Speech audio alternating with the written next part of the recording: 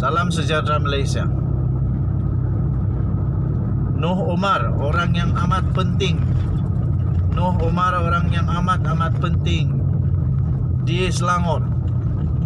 Ketua Penerangan Selangor lagi tu, Barisan Nasional. Hari ini mengumumkan perasaannya.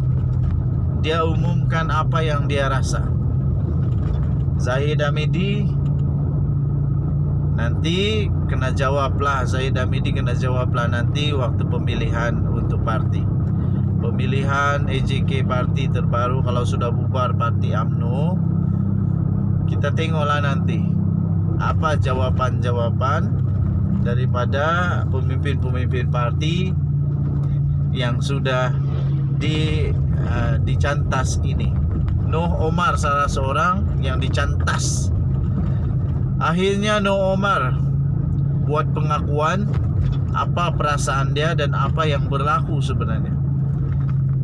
Noh Omar mengaku dia sedih, diterajang begitu, kata Noh Omar. Daripada Malaysia Kini 11 November. Noh Omar kata, saya sedih diterajang begitu. Itu kata Noh Omar. Siapa yang terajang dia? Siapa yang terajang Noh Omar ini? Ini yang terjadi, tuan-tuan dan puan-puan. Kamu jangan skip cepat sangat, sebab ini kamu kena dengar dengan teliti. Penyandang kerusi Parlimen Tanjung Karang, Noh Omar, meluahkan rasa terkilan beliau kerana tidak dapat mempertahankan kerusi yang telah dimenanginya selama 6 penggal, walaupun dia sendiri menyusun calon pilihan raya di Selangor. Dia yang susun calon pilihan raya, dia pula yang tak ada pencalonan. Kesian kepada Noh Omar ini. Beliau adalah pengerusi Badan Perhubungan UMNO Selangor.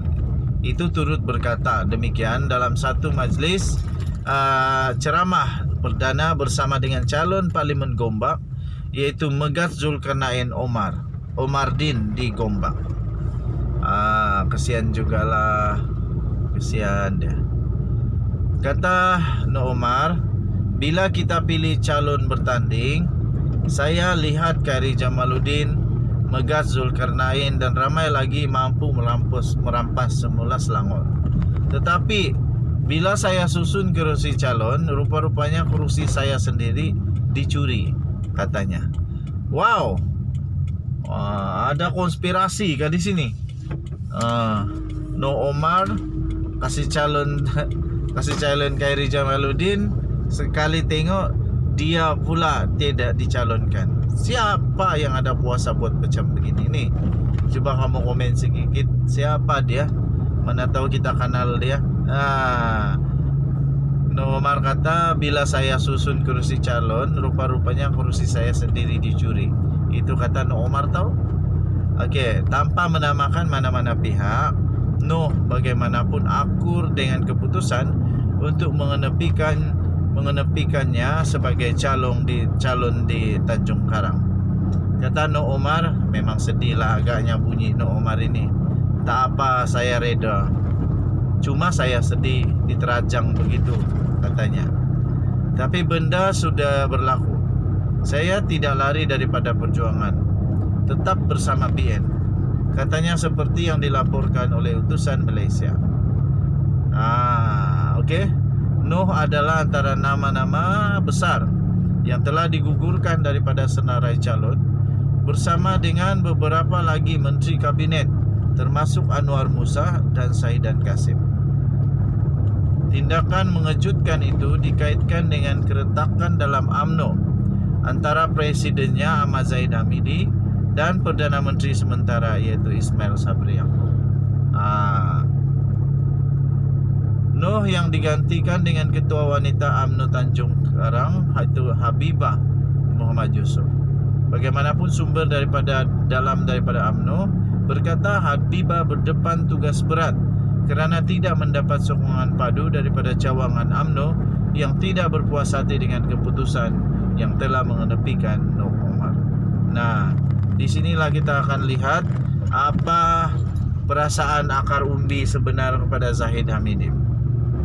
Yang paling penting yang akan mendapat perhatian nanti ialah bila sudah UMNO UMNO terpaksa untuk dibubarkan kerana perlu ada membuat pemilihan yang baru.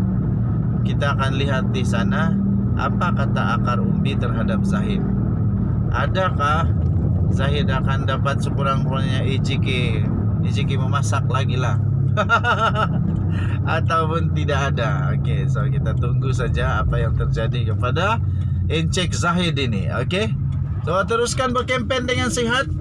Jangan marah-marah kalau berkempen, jangan gaduh-gaduh. Ingat, persahabatan, persaudaraan, adik-beradik, keluargaan jangan dikorbankan hanya kerana YB yang kamu tidak kenal pun. Dia tidak kenal kamu, kamu tidak kenal dia. Okey, so itu saja. Denyut nadi suara rakyat terus bergema di channel ini. Kita jumpa lagi, bye bye. Salam sejahtera Malaysia. Selamat pagi tuan-tuan dan puan.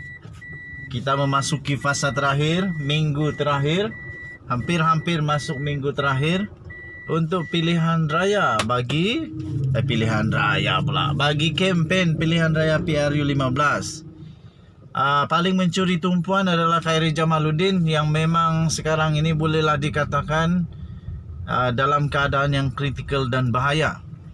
Dan memang saya kesian dengan Khairi Jamaluddin lah. Saya kesian dengan Khairi Jamaluddin. Saya tidak tahu apa pendapat kamu, tapi ini pendapat saya sendiri saja. Betul atau tidak, itu pendapat saya sendiri. Okey, saya punya pendapat. Saya kata Khairi Jamaluddin memang dah kena game lah. Khairi Jamaluddin memang dah susah lah untuk menang. Susah untuk menang sebab dia lawan di kubu kuat Pakatan Harapan. Bukan senang dia mau menang, dan saya rasa dia akan kalah lah. Okey, sampai kemarin ada satu berita daripada Malaysia Kini. Khairi Jamaluddin terpaksa berusaha bersungguh-sungguh, dan laporan daripada Malaysia Kini dengan tajuk harap undi penyokong PAS KJ bertakbir di Sungai Buloh. Susah juga KJ mau harap undi daripada PAS, sebab kalau di sana ada Perikatan Nasional, kenapa mau undi Khairi Jamaluddin? Bagus undi Perikatan Nasional sebab diorang kan satu gabungan. Jadi untuk melihat mereka tiba-tiba mengundi Khairi Jamaluddin itu agak sukar lah, tapi tidak mustahil. Khairi Jamaluddin terpaksalah merayu-rayu undi. Khairi Jamaluddin yang sebelum ini mendakwa UMNO tidak memberinya pilihan selain daripada bertanding di kubu kuat di KR, iaitu di Sungai Buloh, kini berharap penyokong PAS dapat membantunya. Hayat politik Khairi Jamaluddin kini bergantung kepada undi Melayu di kerusi itu, dan PAS boleh menjadi faktor di pengundian nanti. Ini betul sekali. Betul ini perlu terjadi kepada Khairi Jamaluddin kalau mau dia hayat politiknya dapat diteruskan. Kalau tidak, saya fikir Khairi Jamaluddin akan menjadi satu sejarah yang sedih bagi UMNO. Seorang pemimpin yang sangat berkaliber, yang bagus, tapi akhirnya kena cantas di tengah jalan. Tuan-tuan dan puan, di bawah sistem first past the post, undi untuk PAS tidak semestinya akan diterjemahkan kepada kerusi. Namun parti itu boleh menjadi faktor penentu di beberapa kerusi panas. PAS bertanding di 8 daripada 22 kerusi parlimen di Selangor, dan salah satunya adalah Sungai Buloh. Pada PRU ke-14 yang lalu, calon PAS telah mendapat tempat kedua dengan meraih lebih daripada 16,000 undi, lebih sedikit berbanding daripada calon MIC yang mendapat 16,681 undi. PAS dapat 16,997. PAS dapat 16,997, manakala MIC dapat 16,681. Jadi kalau pengundi PAS ini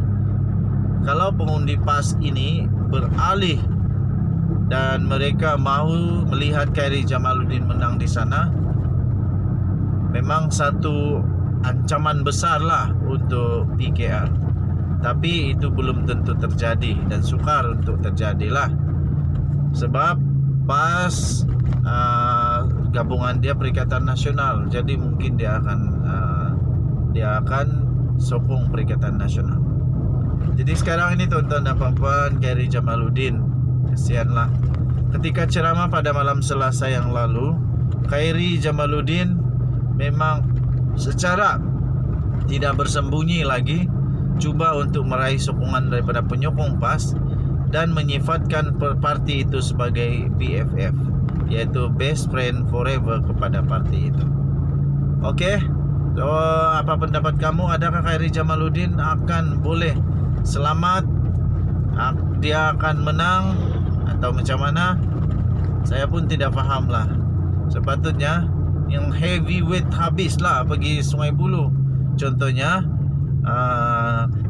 hantarlah si Tok Matasan ke, si Zahid Hamidi ke, Ahmad Maslan ke. Hantarlah orang-orang heavyweight ini yang memang kuat, berpengaruh, ada pangkat tinggi di dalam UMNO untuk lawan di sana, baru ada peluang memenang. Kenapa hantar Khairi Jamaluddin pula di sana? Tapi itu kan Khairi Jamaluddin bukan dihantar. Rupa-rupanya Khairi Jamaluddin tidak ada pilihan lain, sebab dia tidak ada lagi tempat lain selain daripada Sungai Buloh. Okey, so kita doakanlah semoga semua berjalan dengan lancar. Dan itu tadi suara rakyat bergema di channel ini kita jumpa.